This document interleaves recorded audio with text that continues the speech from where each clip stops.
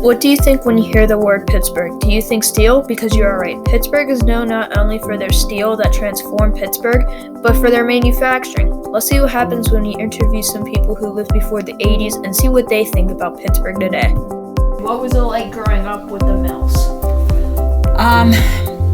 I lived in Mount Washington, which was in the upper part of the city.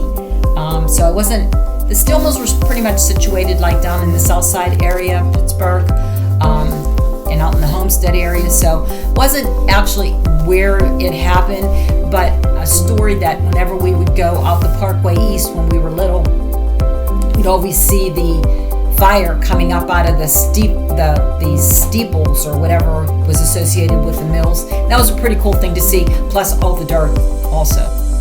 What was it like to grow up in Pittsburgh when people thought your city was quote-unquote dirty?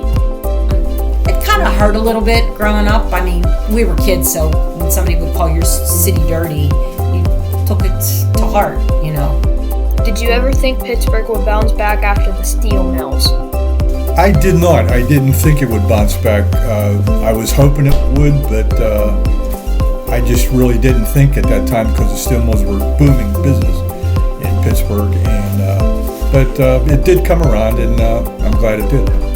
How did you get used to the digital revolution just after they introduced cars and oil and electricity? Like, how did you get used to like having like phones instead of like having these giant computers?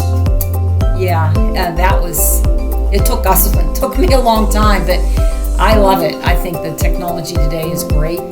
For the past few years, Pittsburgh has been one of the best cities when it comes to manufacturing. Their advancements in medicine and technology transformed the city from what it used to be to what it is now, one of the most techy cities in the U.S.